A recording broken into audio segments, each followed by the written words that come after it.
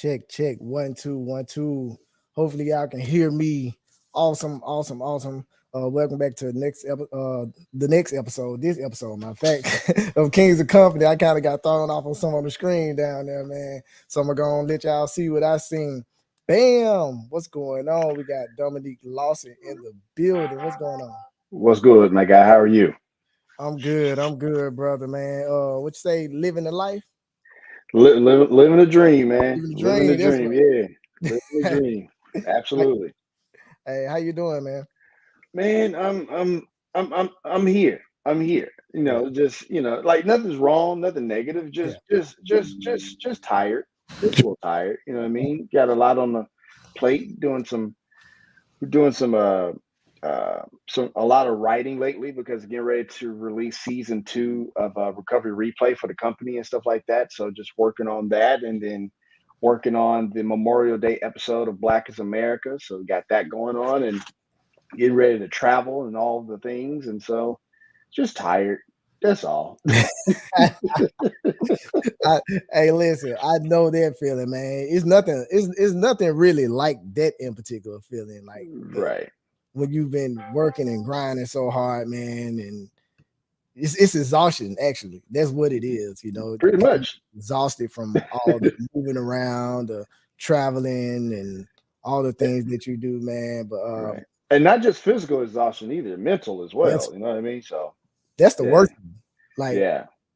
yeah, that's worse than the physical right there, because when your mental, everything starts up here, so it can affect the rest of everything else, man. Absolutely. Awesome. Absolutely. But yeah, man. We gonna have a show today, man. We got a good one today. Okay, great. We'll have a good one today, man. We got an awesome brother coming in, man. Dominique, man, like the last episode we had, we were talking about AI. Mm-hmm. Yep. And you won't be, I don't know if you got like drug into a lot of conversations because of that, but I know I did. I got inboxes on Instagram and inboxes on Facebook, and I'm like, these people really want to understand this AI thing. Right. Well, I mean, you can't now with with just how can I explain this? It's like it's almost like AI. I mean, obviously AI has been here for a while, right? Like it's not new, right? But I think the commercialization of it and the fact that we have our hands on it on such a wide scale just kind of blew up. I ain't gonna say out of nowhere, but Yeah, it's like it's happening, and it's happening like really fast. Like it's probably no telling when we had that conversation a while back, what updates, new products, yeah, new features, new whatever has whatever since then. I seen a thing just I saw use Grammarly, which was using a bit of AI and stuff like that. I started using that since 2016, right? yeah, And now there's this new thing called Grammarly Go. It just popped up on my screen. And so it's like, hey, you get, with your account, you get these many prompts and this that, and the other, right? And so and Grammarly has been a very helpful for me with a lot of my writing, try to make it stronger and stuff like that. And so now I got to go investigate this and see what Grammarly Go is all about. So, but nah, man, it's like you can't escape it. That's ultimately what I was getting at. Like you can't yeah. escape this conversation. You can't escape, you know, uh, what's happening, how it's being applied, and stuff like that. So Yeah. it's interesting and scary and fun and horrifying and unique and terrifying all at the same time. You know what I mean? So Right. And I was on here the last time we was together, and I was speaking about the guy that I met here. hmm That told me a lot about AI and how things work and things like that. And I'm actually blessed to have him on the show very today. nice. So man, I want all of our KOC people, man, to give a hand to this brother that took time out of his day to come and bless us with the AI knowledge. Give it up for, Absolutely. he goes by the name of LouiePecan. Yeah, so let's give it up for him, y'all. All righty. All he's, Hey, how's righty. it going? How's it he's going, brother? Excellent. How are you? Great to Can't be here. complain. Can't complain. Great, great, great. So Dominique, this is Louis. This is Louis. This is Louis Pecan. Louis. Louis Pecan. This is Louis Pecan. And man, I talked to this brother and it changed my life. Literally changed my life for the words that he gave to me about AI. It made me almost feel stupid, Dominique, man. Like I was saying last time, because I I realized get how it. hard I was working and what kind of assistance I could have had in that process, man. Right. So before we get started, Dominique, you got anything, any welcome type thing you want to ask them before we get to some good questions? I mean, first of all, Louis, thank you for, your time and coming on and stuff like that, and sharing your knowledge and expertise. I think the big question, let's just start here. Like, when we hear about artificial intelligence and how it can help humankind and stuff like that, stuff like Terminator and Skynet, those conversations start coming up as far as like, robots taking over the world and iRobot and stuff like that. So as somebody who has extensive expertise in this field, where do you see that conversation when people talk about like, oh, it's gonna like, be the death of us and all this other stuff, like, oh, the whole Chicken Little, the sky is falling type of conversation? Just kind of give your thoughts on that a little bit, if you don't mind. I really don't hear that conversation as much as I did like maybe like 7, 8 months ago.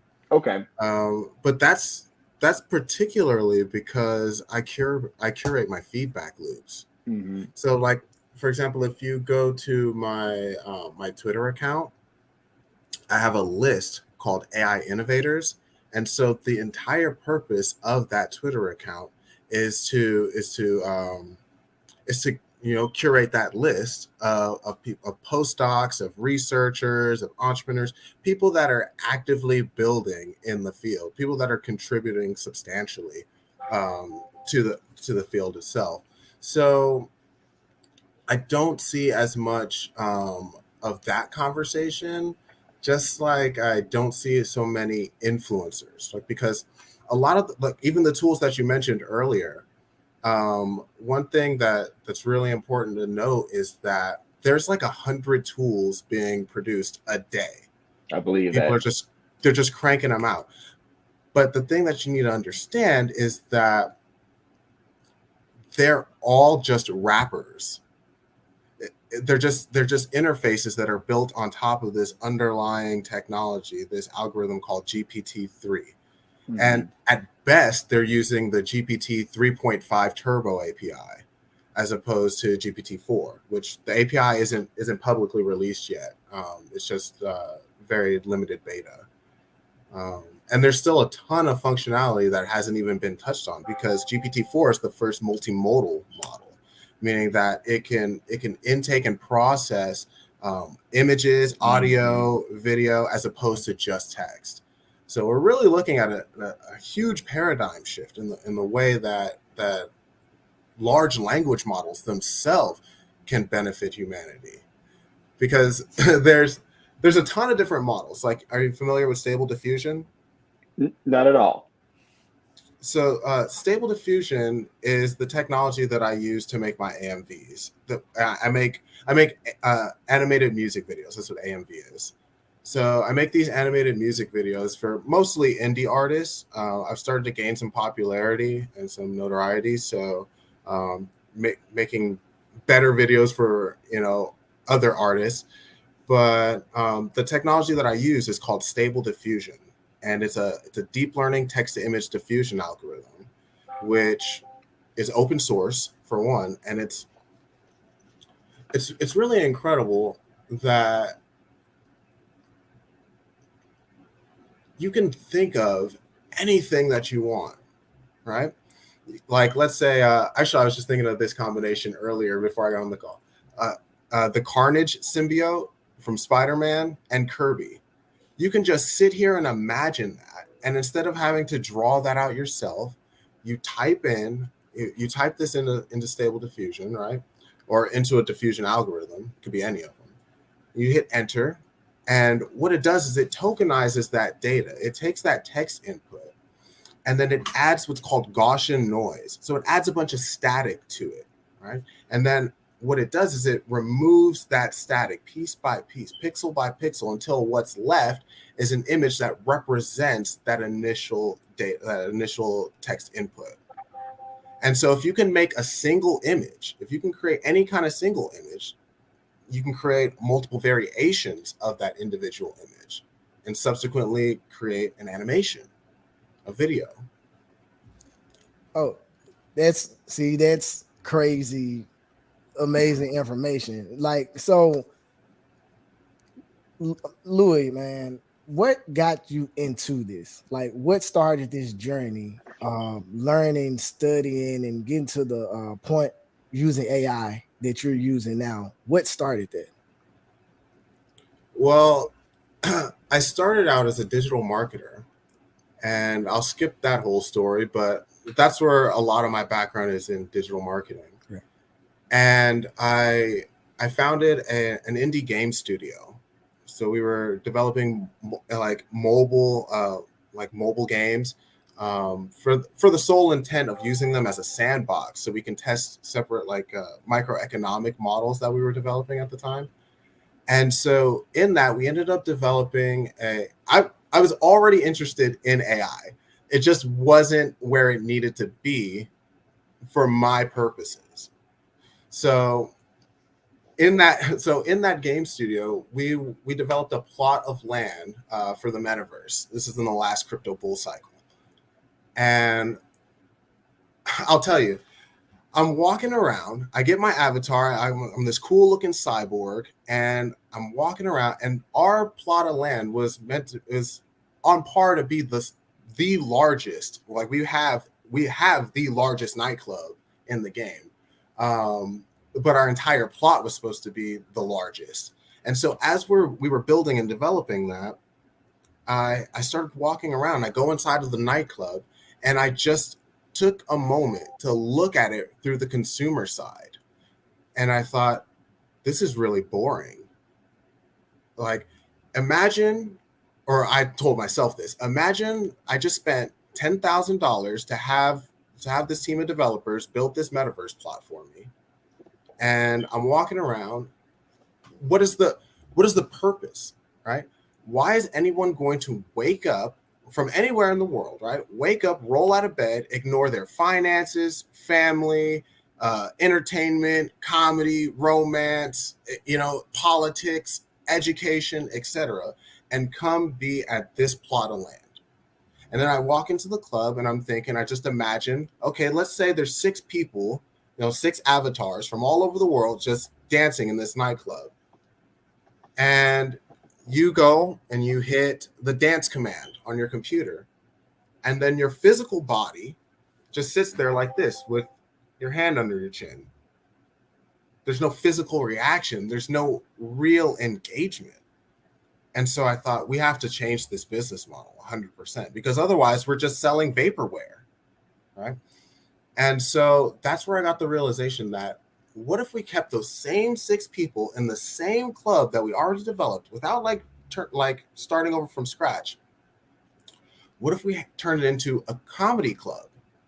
Because then if I walk into this club, there's 6 people here from all over the world. They could be from any time zone, whatever. And let's say the joke lands and a couple of them laugh. Innately, I have this compulsion to laugh with them.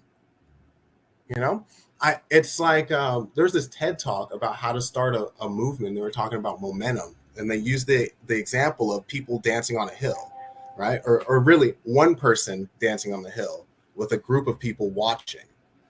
The group is going to, or people in the group are going to look to each other and say, is that cool? What do we think about that? They're going to try to gauge the reaction of their peers, of the people around them, right? So it's really that second person that gets up and starts dancing that initiates all the momentum, right?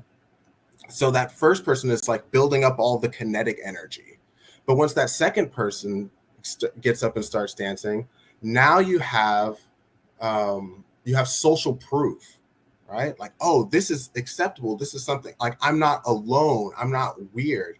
And the reason why that has such a heavy emotional weight is the same reason why humiliation has such a huge emotional weight.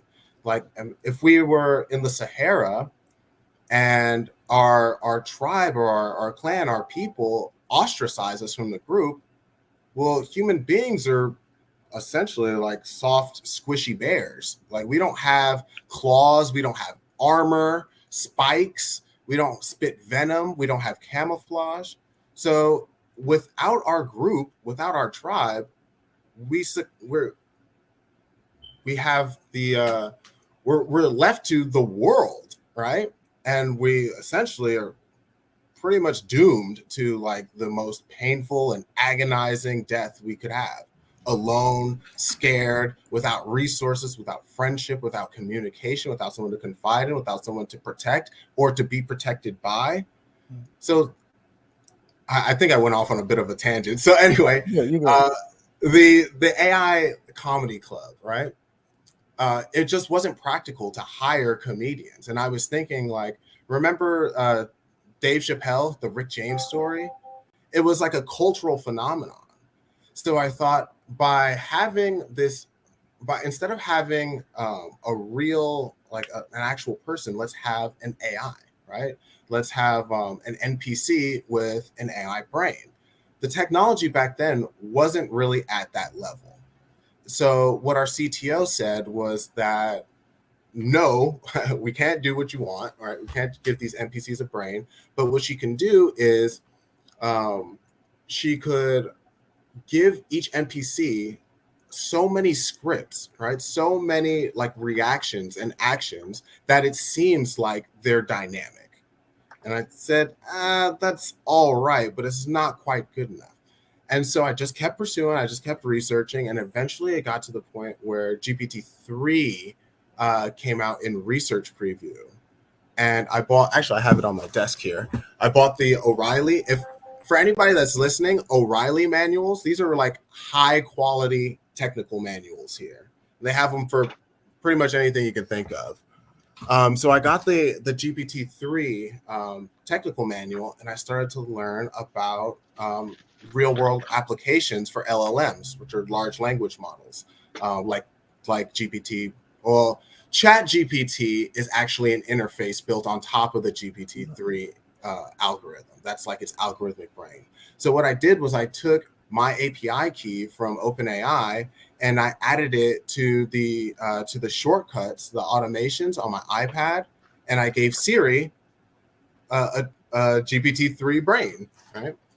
And I shared that experiment on LinkedIn and on Twitter, and I started having conversations with a lot more serious AI researchers, and I got exposed to more and more of the technology, and it just kind of snowballed because I realized that it was moving a lot faster than I could keep up as a human. So I started to leverage my my research with machines. And so one of the first things I did was I built this thing called the DigiBrain, which is actually two separate scripts that work together. And the first script, what it does is I'll take a corpus of knowledge and I'll put it into a Google Doc, and I'll take that Google Doc and then I'll put it into a .txt file, a .text file. What that first script does basically is it converts that text file into a JSON, and so the whole the next script, what that does is it acts as kind of like a temporary vector database. And so a vector is just a string of numbers that represents an array, right? And in a vector database, you can think of it as like it's like if you had a bunch of toys in a toy box, right? The toy box would be your would be like a multi-dimensional space where they're held, right? So that's called an embedding. And the vectors the vectors are just numbers that represent the data that I input from that text file, right? And so what I was learning when I was building this DigiBrain was I was learning how to utilize vectorized data for semantic search. And so the semantic search is basically, you could think of like the AI as being a robot in the center of this toy box. And all of the toys, let's say they're cars, all the toy cars are organized in relation to how similar they are to each other or to a particular class, right? So let's say, as opposed to like a relational database like Excel, right? The data is grouped in this multidimensional space. So like, let's say you say, I want all the green cars. So it'll find all the cars that are green, which will be in one particular area, and focus on that particular information or that particular group or class.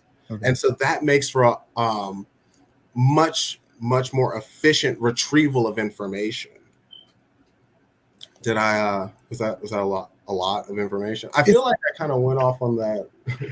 No, that's fine. I definitely think that, you know, there's a lot to unpack there. And one of the things you talked about was kind of exploring this opportunity with using AI, which kind of leads me to this question, because, you know, we have a lot of people who watches and they're entrepreneurs and they're trying to figure out how they can use certain different types of tech that, you know, that's powered by AI in their businesses, right? You know, whether it be creatives, whether they be in logistics or something like that. I guess, you know, what are some of those things that they could use to exploit, but also what are probably some possible new career paths when it comes to this technology that we're seeing that's so commercialized now? We're starting to see people who are now called prompt engineers, and we're seeing Time Magazine and Entrepreneur Magazine articles about like them making upwards of like $300,000 a year. Or we see people who are prompt consultants or AI consultants. I guess I'm curious as far as like, if you're an entrepreneur, how can you use this? Or if you're looking to kind of go into a new career path, what does that possibly look like, if that makes any sense? That makes perfect sense. The number one skill is prompt engineering. That is absolutely essential because the term itself seems kind of over-engineered, right? But it's really just you communicating effectively with the machine. Mm-hmm. Right? And the machine is therefore your liaison between the other machine, your hardware, right? So if you want a particular output, you can just mash the keys and you'll get an output. But what we see is these large language models, what they'll do is if they don't have the appropriate parameters for the particular output that you want, they'll hallucinate. So if you say, like, write me a blog, okay, I'll write you a blog, but what about? How long? What style do you want me to write it in? What tone of voice, right? What like additional information do you want to include? Like, are there particular links? Like, do you want me to like reference it? Do you want it in a particular format? Right? Mm-hmm. There's too much ambiguity for you to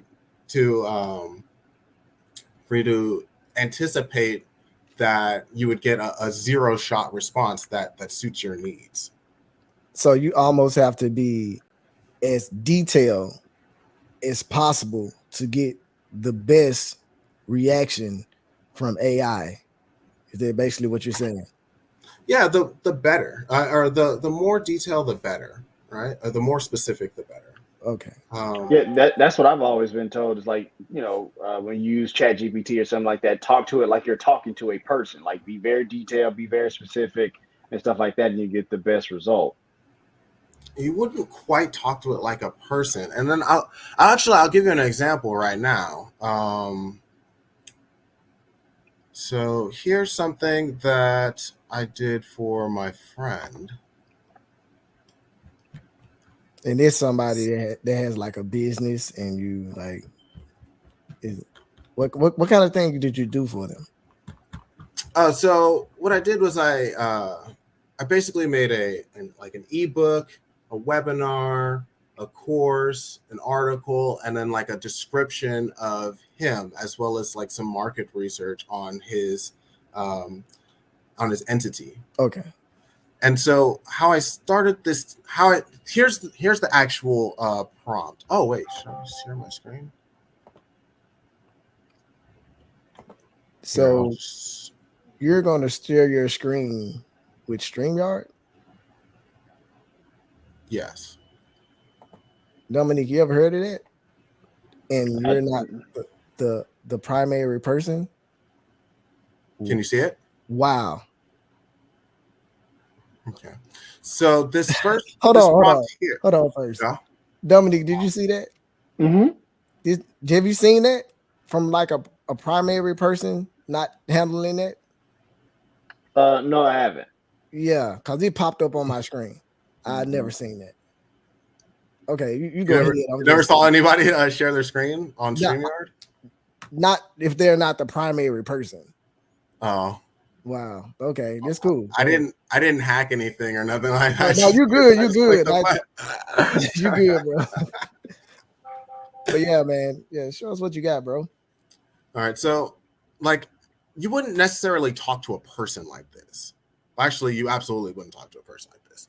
So, first thing, this is a really powerful tool here. I told it to act as, right?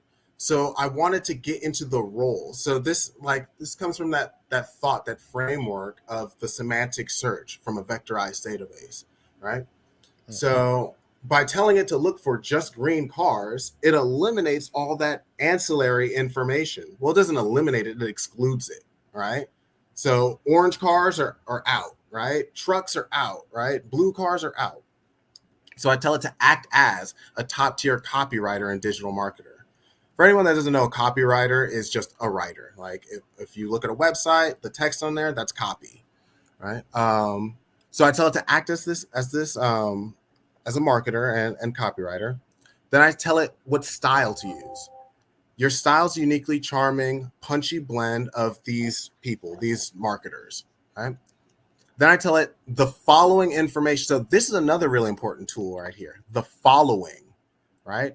I'm telling it that once I demarcate the prompt with this colon here, that the following information is the context that you're going to use to provide the output. So I tell it the following information outlines your client. And then I told it to frame his services as providing guidance and support for those who are looking to build their business or create content, by focusing on the value he can provide to his clients rather than his title. Because he spent like 30 years working on Wall Street, and I just didn't want that to be so prevalent, right? And I got this last bit of information from my conversations with him, right? So this first half here is really how I want you to do it. This is what I want done. And then I demarcate it with a colon where I paste what the actual context. So all of this information that I pasted here is a copy of his LinkedIn profile, right? So then I have like his experience, like his background, right? Then I have then I copied some of the information, like his about me section on his website, his services. And then in another conversation with GPT-4, I had it provide actually that's later. But then I included a text message that he sent me where he was telling me that he wanted to pivot his newsletter. And then like, these are the two market segments that he wants to focus on. So with that, I get this, right? So this is like just like a description of him. I included his website and everything like that. That's great. But what's important really is the prompts. So on the next prompt, I said most excellent. So I'm telling it, hey, confirm this is great. The last thing you gave me was perfect. Keep doing that. Then I tell it your task is, I give it what I want it to do. Your task is to write an ebook called something like, right? So I give it a little ambiguity because I want to leverage its creativity, right? It's better than me, it's smarter than me, and it's faster than me. And you got to lean into that when you're developing these prompts. So I tell it what I want it to sound like, right? Or generally what I want it to be titled. Then I say provide general information that can be applied to building a side business or creating content for corporate firms, like, and then I give it a little witticism, right? The following is the request. See, there it is again. There's that tool. The following is the requested format and sales persona. So this is what I was talking about earlier. I had a separate conversation with GPT-4 where I had it develop a sales persona. And a sales persona, for anyone that doesn't know, is just, it's a collection of, or it's an avatar that represents the collected geographic, demographic, and psychographic metrics of your target audience. So here's another really powerful tool right here. Write only one chapter at a time, because these transformer models, they have like very short-term relational memory. So if you have it do something, it'll follow that conversation, but if you interrupt it, if you break its train of thought, it won't necessarily be able to jump back into it where it left off. So how I combat that is I tell it to write one chapter at a time, and I tell it to begin each chapter, or to only begin the next chapter once I respond with the word next. And then I demarcate with the colon, and I paste the title of the ebook, and then I paste the table of contents. So with that, here's the sales persona. Samantha Lee, 35, entrepreneur, background, goals, challenges, motivations, values, right? So then here's the first chapter. Boom. Excellent. Right? And then the next prompt is just the word next. And then there's chapter 2, so on and so forth. Right? Then we get to the end of this book. Here's chapter 10, conclusion, right? So then I say, masterfully done. Now remembering your style is easy. So I'm reminding it. Again, I'm telling it, hey, great job. Keep doing what you're doing. Then I tell it, remember your style, the style that you were just using. I'm just confirming that because I want to combat that short-term memory. I want it to stay on task, keep this flow of conversation and these outputs consistent. So is it a possibility that it can forget? Yeah, no, absolutely. It can forget, it can lie, it can hallucinate, and it will tell you something 100% wrong with incredible confidence, right? So that's why being as specific as I am here is so essential. It's so integral. Okay. So you tell them not to forget. And so every time you see, when you put in there next, so every time you press next, it took you to the next thing that it's going to do next. And even after that, you went in and reminded it, I still need you to stay on this level right here. Mm-hmm. Right. Well, so like I said, next for each Right. chapter. Right. So Right. now that it's completed that task, now I want to give it another reminder before we move on to the next task. Right. Like, hey, go back to that same style you were just using. And then I tell it again, I'm very specific, write a phenomenally well-written and persuasive webinar script, not just a regular script, right? Not just like, anyway, that customers of the ebook you just wrote will be directed. And I kind of made a mistake here. So right after the word ebook, I should have had parentheses and the title of the ebook, just to kind of drill that into it. And then you'll be directed to the services directed to and sold mark services. And then I included that part of the text message that he sent me earlier. So then we have the webinar introduction, right? Has kind of a back and forth. It's got 2 people. If I didn't like that, I could just say, hey, rewrite the following as an individual, or as if Mark were the only person presenting this. Right? Because it has like a back and forth. It has a host, an imaginary host, and Mark himself. But then I say, excellent. In the same style, outline and create the mini course, right? Organize the course in modules, use clever analogies, acronyms, and mnemonics to optimize value that a novice learner would gain from the digital product. And then I just, again, demarcate with a colon and then say, here's Here's the course. This is again from the text message. Then it does it, right? And then what I did is with this, I've created the outline. Now that I have the outline, I come back and I say, maintaining your style, right? Write the script. I said, write the script, right? Because here's something that it'll do when you're creating long form content using GPT 3 or 4, it'll describe what it's supposed to be talking about. So like, let's say for module 2.2, instead of it writing out the module, it will describe each of these bullet points. Like it'll elucidate on them.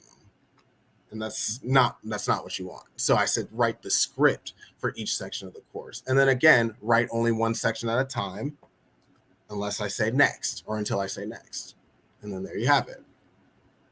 And so like, I won't go through all of this stuff, right? But what I did was actually, that's the end of it pretty much. Then I had to write some tweets. Oh, this is the last one. Excellent. Write 30 informative, valuable, and actionable viral tweets relevant to Mark's services and offer. Driving traffic to Mark's calendar invite is the primary goal. Secondary goal is marketing his services. Include emojis and gift suggestions demarcated by 2 asterisks. The gifts should be a variety of 90s to 2010s pop culture references, including Marvel Comics, movies, video games, and popular rock music and TV. And then there you have it. And so I did all of this. I accomplished all of these things in a single workflow, in a single conversation with just 25 prompts. And a vast majority of those prompts were just a single word, next. So if somebody looking for that service from you, like just from anybody, if anybody looking for that service in general, what does those things equal up to financially? Like if you were to charge somebody for those actual things right there, what does that look like? Just not your price, just a roundabout average price of that. Well, I myself don't offer this as a service. I don't have like a pricing for it. Yeah. I just, like I said, this is my friend. I just did this for him. Yeah. Right. So like before I had this tech, go ahead. Let me try to crystallize that question a little bit. How many jobs did you just perform with those functions? Yeah. Like there's copywriter, there's other ones. How many jobs did you just perform with everything you just showed us? Is what I would like to know. Does that make sense? Yeah, probably. Yeah. Like okay. Nearly a dozen. Yep, they're right. Yeah. And obviously we can from there extrapolate like a copywriter will cost this much, and then so on and so on and so on. Right. Okay. And I did that in about an hour with 25 prompts. Right. So you created a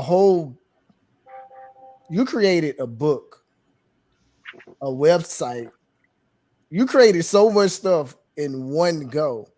And that's the type of information that us, like our listeners as well, like we're working on getting to the next level, being able to do those things, because it would normally take me, if I was to do the research on that, just one of those things, it'll take me way longer to do that myself than just formally asking an AI that I pay $20 a month for.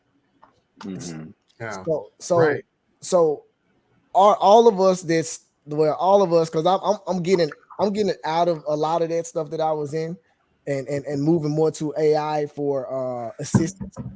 For the people that still want to do that groundwork themselves, want to keep their toes on the ground with that and do it like that, are they running out of time, or are they going to get lost back into that because this is what's happening now?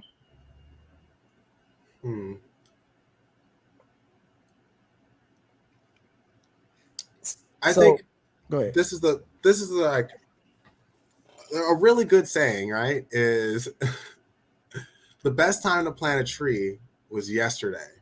The second best time is right now.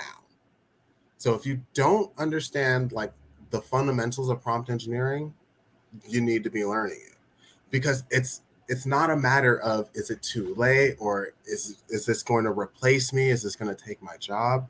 It's a matter of you leveraging these tools that 1000x your productivity, that make your outputs more efficient, more clever, sharper, faster, better, right? Like I said, I did all that in an hour. 2 years ago, that would have taken me weeks. Right. Me, and I'm skilled. I know what I'm doing, what I'm talking about. It would have taken me weeks. Imagine if I was a novice trying to pick all this up. All the, like, you get stuck in tutorial hell. You start watching YouTube video after YouTube. Then you need to make another playlist. Like, now I'm learning about this and I have to learn about this. And then it's not just a matter of listening to those videos. It's also about acting, right? Like you have to follow along with those tutorials. So now so you might be talking about a 20-minute tutorial on YouTube, but it takes 2.5 hours, because you're doing everything step by step, pausing, starting it over, right? Making mistakes, hitting obstacles, roadblocks, right? Right. Well, Louis, let me ask you this, because what are some of the other applications for a technology like this? Specifically, let's just say education, right? One of the bigger fears is like, people just like, just typing a few words, for have a little prompt, and then like, spits out this paper or whatever. But outside of something like that, what are you seeing as far as like in the education space where something like this can be beneficial? Really easy. Like, you download a large language model locally on your device, and you give that to a child that doesn't know how to read, right? Or that doesn't know algebra, that doesn't know philosophy, and you can have it's a symbiotic relationship, and it's incredibly powerful, and it's dynamic, because it can mold and form to the individual's learning style. So as myself, when I was in 9th grade and I was taking algebra, I fell asleep every single class. I could not help it. It was right after lunch, and I would come in there and I'd have my notes out, and I was ready to learn. And I was passionate. I'm driven. I'm ambitious. And then I'm asleep. And I mean, at no fault of the teacher, of the instructor, of the kids around me or anything. It just didn't work for me. And then I had to go to summer school. In summer school, I got the highest grade in my class, but it was just a different environment. It was a different way of me being taught the exact same information. Now we don't have to have an individual person, right, that needs to adjust and tune their style of teaching to the individual's learning style. Now you can have private chats between your AI tutor and yourself. And you say, hey, I don't understand the quadratic equation. What is that? Oh, boom, here you go. Right? Explain it to me like I'm 5. I think that's like one of the more powerful prompts that people use often, especially when just getting your hands on it. Breaking down complex ideas or concepts. Right. You just tell it to explain it to me like I'm 5, and it will. That's actually where I got the toy box, the toy box example for vector databases, right? Because I had to learn what this meant. And not only did I have to learn what it meant, but I had to build one, right? And so I was like, where do I start? It's overwhelming. But not when you have a friend that knows pretty much everything, right? And it doesn't know everything, and it's not infallible. But when you're participating in learning with these machines, you can tell it like, hey, this was wrong, right? And it'll be like, oh, okay, let me check my logic, because what it really is a reasoning mechanism, right? You can tell it like, hey, this is you told me the sky is purple. I'm looking outside, it's clearly blue. and it'll say, oh, let me think about that, right? It's not actually thinking, but what it's doing is it's how these models are trained is they're taking a snapshot from a data set, right? The most common one is Lion 5B. Like you can find that on commoncrawl.org. But it's a free data set. It's just a bunch of stuff from the internet, right? And so what it does is it's not connected to the internet. It just takes a snapshot of this information. And the more you interact with it, very, very much like our own brains, it makes connections between those points of data. Mm-hmm. And the more connections it makes, the better it is, right? That's why ChatGPT is so powerful. It far outranks the other model. Now remember, ChatGPT is just the wrapper, it's just the UI. So what I'm really talking about is GPT-4, right? So GPT-4 far outranks the other models, especially the open source models, because of this particular type of data called RLHF, reinforcement learning through human feedback. So OpenAI provided ChatGPT for free, not for free to them, for free to us, right? Because we're teaching it how to interact with humans using natural language. Oh, okay, right. Wow, that's so much to take in, because I know we down our last 15 minutes. So I wanted to ask you this question. As far as ChatGPT being this huge AI that can basically tell you what you need to know, like, is it a way that ChatGPT can teach you how to create your own AI and just have it do exactly what you want it to do, just not everything? Like if I had a business about car detailing, it's like to give me, just make me, I create an AI that ChatGPT teaches me how to create an AI to help me with my cleaning service, or Yeah, something like that. absolutely. Absolutely. So there's tons of open source models. You really want to make sure, if you're going to use it for your business, you want to make sure that the data set that it's trained on and the model itself are commercially viable. So I would recommend like Open Assistant or Red Pajama. If you want like the most powerful model besides GPT-3, like the best one that you could use is Llama from Meta, Facebook, right? But again, not commercially viable. So Red Pajama, which is trained on the same data set as Llama, so it's really, really close. And so right. So when you're using these open source models, don't think of them as like starting from scratch, from ground zero, because they're actually like the equivalent of GPT 3.5 Turbo. So it's pretty close, but it's not. They may not be multimodal. But then there's a ton of there's really, if you go on GitHub, if you go on oh, really? If you just go on my Twitter, you go to that AI innovators list that I have, those are all of the brightest minds in the AI space. Like I said, and it's a variety of students, of postdocs, of entrepreneurs, researchers, developers. It's really amazing, and that's where I get a lot of my updates from. And I use machines to help leverage that information. Like I have one bot that monitors Facebook groups, LinkedIn, and Twitter for specific keywords that I have. And then I have another bot that scrapes that information, which reminds me, you were asking me like, what could entrepreneurs use? The absolute hands down most powerful tool that entrepreneurs can use right now for free, like they can download locally to their computer and fine tune and train themselves, is autonomous agents. Auto GPT, baby AGI. Like, actually, I can show you what that looks like. Let me know if you can see my terminal.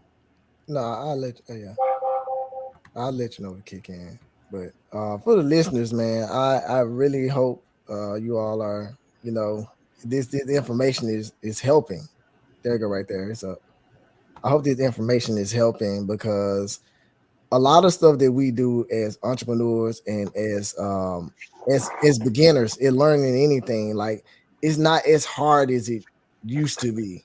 It literally in the tips of our fingers now. All the information we want to know. Yeah, it is.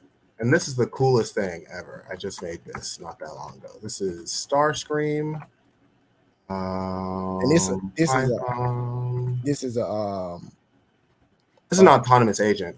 okay, so AI you made. Awesome. .py. So now if I add this argument dash continuous, it'll run autonomously.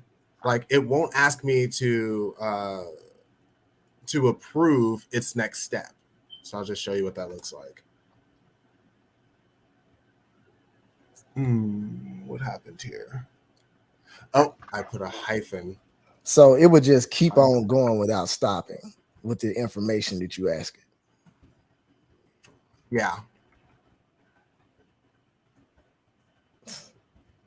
Louie, is this the same kind of protocol that people were making, like, I don't know, like a continuous Seinfeld episode with? It's like this. Nothing thing? Forever.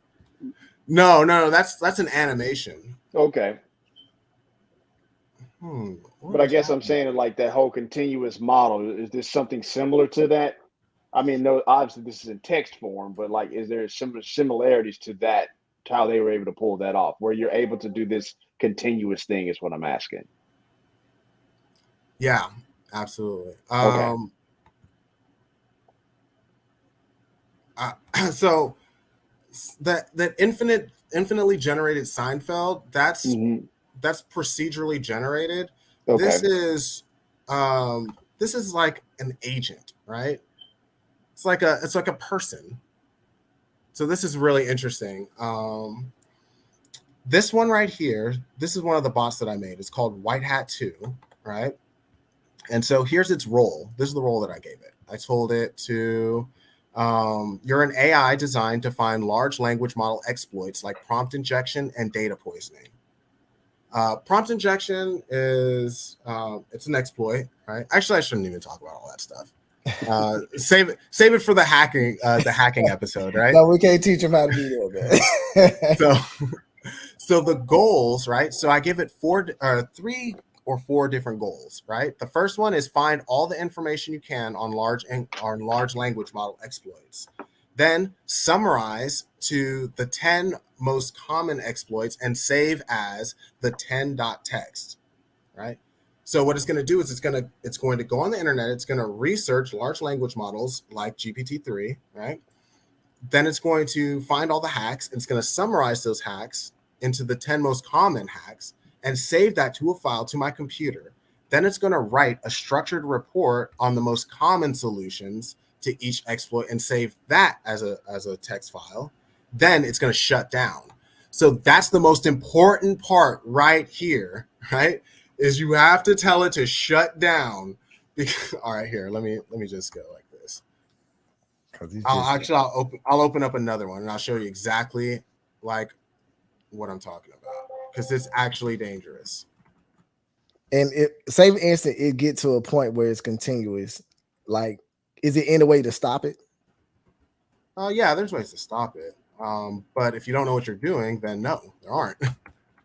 Wow. Scripts / digging the transformer references here.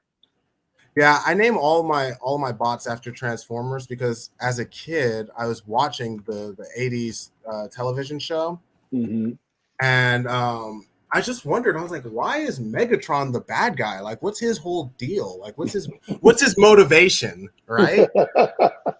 And what I ended up doing was reading the comic series, and without getting too deep into this, like the planet Cybertron that they're from, the center of the planet, the core of the planet is like their god. It like creates them, right? So some of these Transformers have a name and some of them don't. And so Megatron was one of these nameless bots, but the Autobots had these coliseums where they would make these worker bots fight each other and kill each other. Megatron killed so many of his own kind that he rose to power, right? And they gave him a name, Megatronius, which he shortened to Megatron.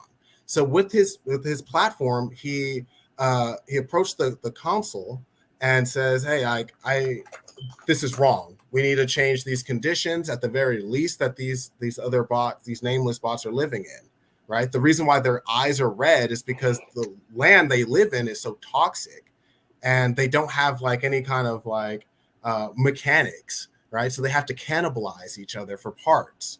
And it was just a really sad story. And so they ended up giving the position, the title of Optimus Prime to some desk clerk as opposed to Megatron. And that's where the confrontation begins between the Autobots.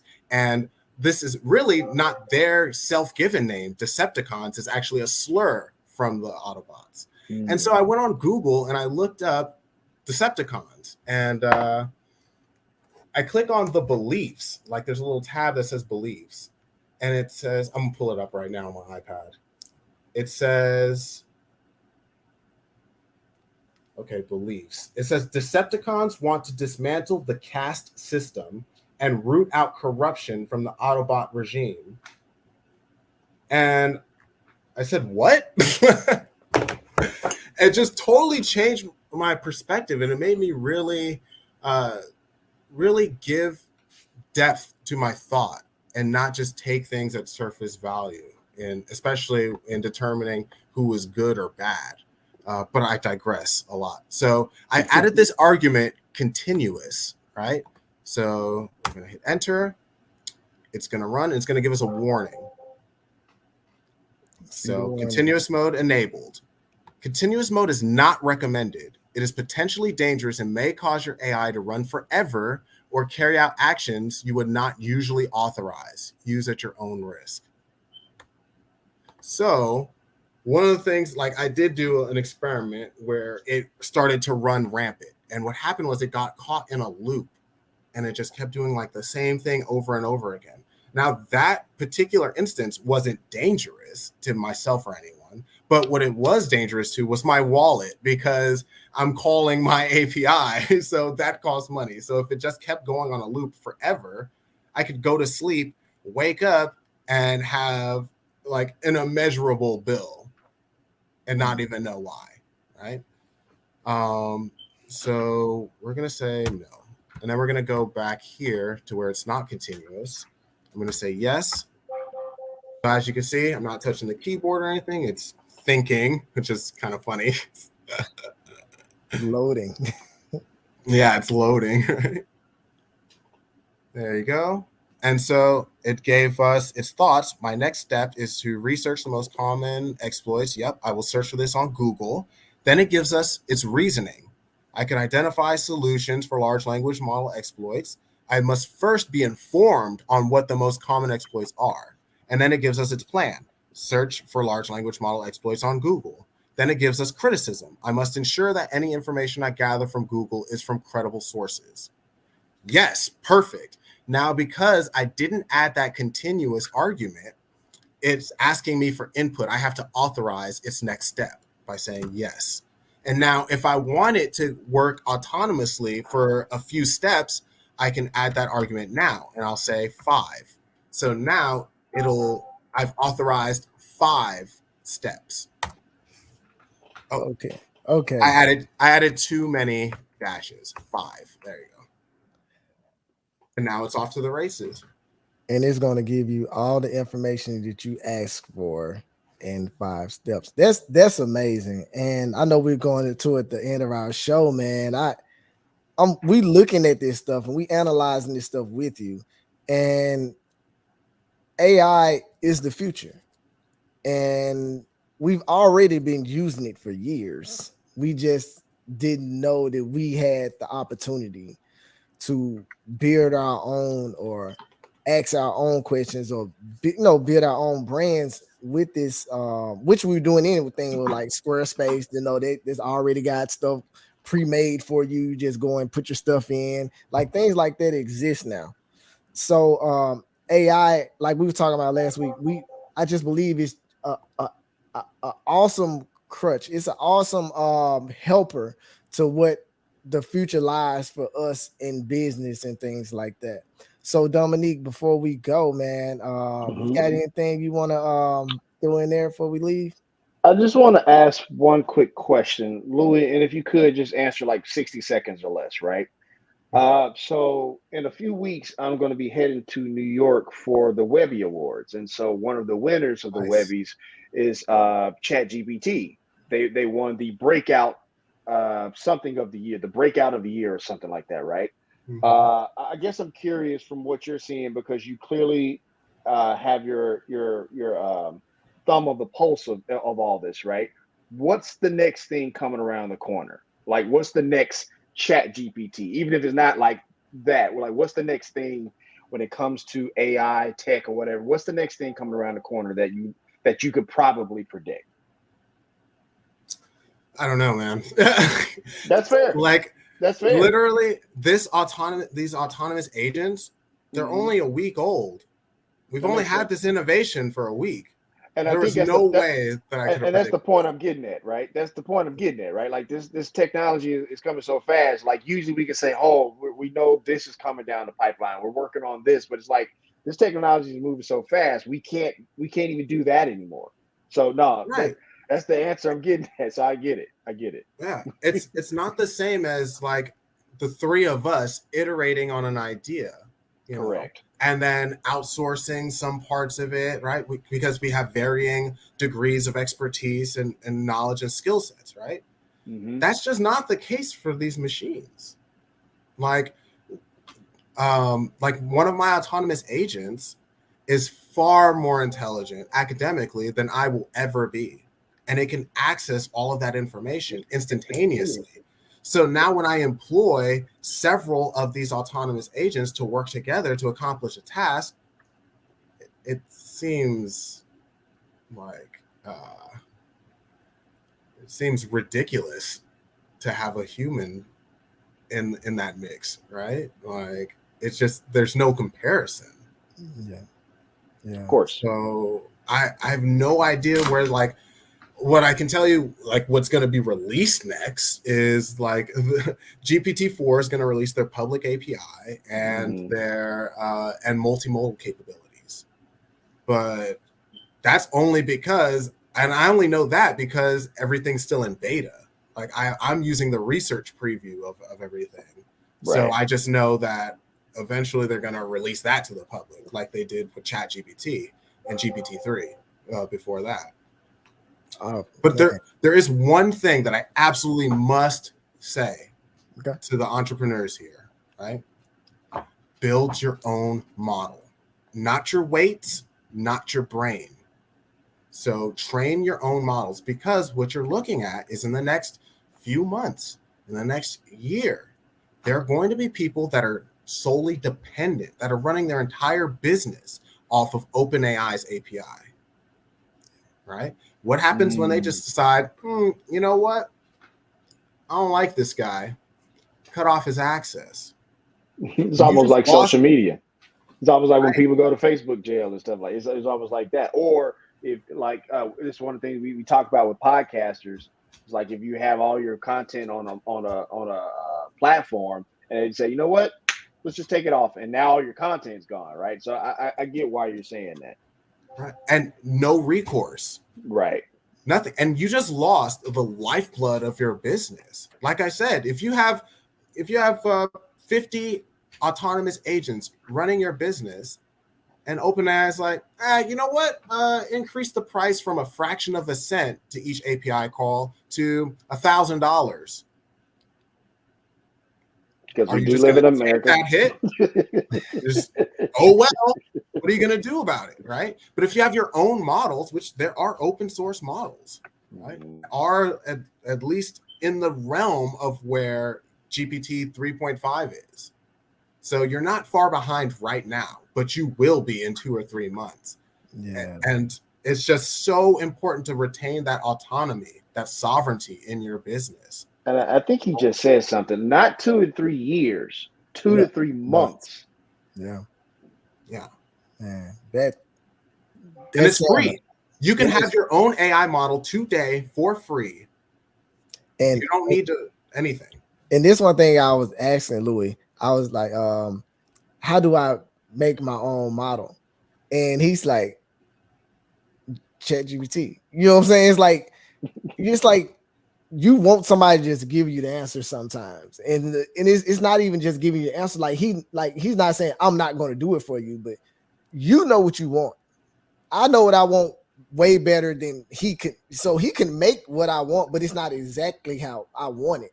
You see what I'm saying? So it's good to be able to have a place like chat to go in and design our own and build our own and exercise our own AI and things like that, man.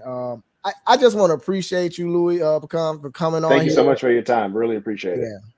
Yeah, thank you for coming and gracing our stage. And it's something I didn't do, I should have done. But we normally do this. We say if we say anything to bless your heart, please go over here to the Kings of Company on Cash App, and you can use this pretty picture up in the left. I mean, top right. You can scan that. You can go throw some money in there as well if we said something that touches and blesses your heart. And man, and make sure you subscribe to us on YouTube. That's where this show is going to be, and it's going to be on the IVD network on Roku. IVD network on Roku. Man, it was such a blast to have you here today, and I know a lot of people gonna have to go back and rewind and and look at it again because there's so much information at one time. And I know we got to go, but I got one last thing to the person. This for you, Louis. To the person that feels like they're too old for it, the person that feel like it's already went on without them, to the person that said I don't have time or I just don't have the mindset to go and do all of this, knowing that this is the future, what kind of advice did you got for them to let them know they're not too old, that it's not too late, that they still can do it, and it's not that hard, it just take a little time, just like everything? What advice did you got for them? Interact with ChatGPT. Just interact with it.